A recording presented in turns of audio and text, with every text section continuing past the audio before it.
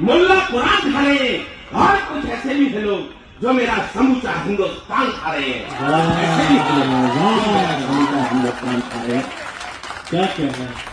मैं पिछले दिनों में मॉरिशस गया, तो मॉरिशस गया तो मैं आपको बताना चाहता हूं कि जी थाईलैंड को उसके बाद गया था।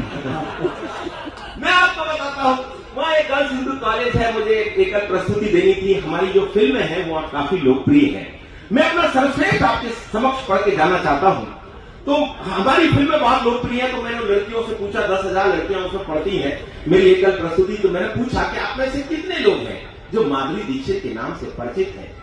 50% लड़कियों ने अपने हाथ में किए क्या माधुरी दीक्षित के नाम से परिचित है। फिर मैंने पूछा कि आप में से कितने लोग हैं जो ऐश्वर्या राय के नाम से परिचित है? 75% लड़कियों ने अपने हाथ खड़े किए कि हम ऐश्वर्या राय के नाम से परिचित हैं। जब मैंने फिल्म इंडस्ट्री की एक ऐसी धार्मिक महिला का नाम लिया, मैंने पूछा कि आप में से कितने लोग हैं जो मल्लिका शेरावत के नाम से परिचित हैं? 100% लड़कियों ने अपने हाथ खड़े कर दिए, टीचर्स ने भी अपने हाथ खड़े कर दिए। मैंने मल्लिका शेरावत को फिल्म इंडस्ट्री की सर्वाधिक धार्मिक महिला क्यों कहा? क्योंकि गीता में भगवान श्री कृष्ण ने कहा है कि यह शरीर नाशवान है, और मुझे लगता है कि मल्लिका जी इस मर्म को बहुत अच्छी तरह समझती है कि जब यह शरीर नाशवान है तो इसका जितना उपयोग किया जाए कर ले। तब मेरी एक व्यंग रचना का जन्म हुआ। सब टीवी पर वाह का मुकाबला हुआ शैलेश रोड़ा जी का, और फिल्म फना और रंगे बसंती के गीतकार थे प्रसून जोशी जी। उन्होंने मुझे एक टॉपिक दिया बॉलीवुड, मैंने कुछ पौराणिक संदर्भ उठाए, आपने वो कथा सुनी हुई है, और मैं ये नारी शक्ति को समर्पित करता हूं उस रचना को, और उसके बाद मैं अपना स्थान ग्रहण करूंगा। एक बार मैं चाहता हूं कि एक बार मुझे तालियों से आदेश कि एक धार्मिक सीरियल के निर्माता ने एक बड़ा काम किया। उसने महाभारत सीरियल में द्रौपदी के रोल में मल्लिका शेरावत को लिया। महाराजा धृतराज के शाही दरबार का दृश्य था, बड़ा ही मनोरम परिदृश्य था। सारे दरबारी अपनी आंखें सेक रहे थे, लेकिन भीष्म पितामह इस आधुनिक द्रौपदी के कम कपड़ों को देखकर अंदर तक झेप रहे थे। उस दिन शर्म लाज और हया की छुट्टी थी। अच्छा हुआ महारानी गांधारी की आंखों पर पट्टी थी।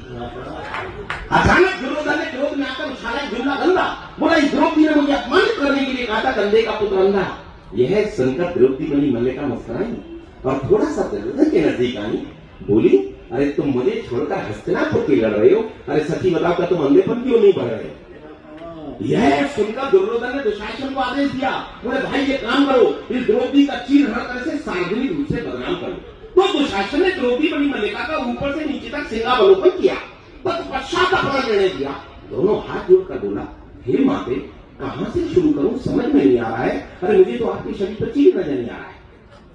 यह सुनकर द्रौपदी ने अपने तेवर जता दिए और दुशासन की कमीज से 2 बटन तोड़कर उसके हाथ में थमा दिए। यह देखकर पांडवों तक में मच गई खलबली, बोले यार इससे तो अपनी अज्ञातवास की जिंदगी भली, अरे इसने तो हमारी सोई हुई आत्मा जगा दी, अरे ये द्रौपदी तो हमने गलत दांव पर लगा दी।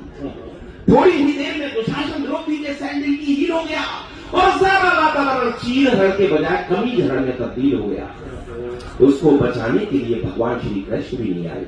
यह देखकर हमारे मन में ये विचार आए कि इस देश में अल्लाहों के चीर हरण करने वालों का यही हर्ष होना चाहिए। वो मल्लिका की तरह तन पर कपड़े कम पहनेगा ज्यादा, पर हर नारी के मन में दुराचारियों को सबक सिखाने का लक्ष्य होना चाहिए। वाह वाह वाह वाह, जोरदार तालियों से आवाज दीजिए।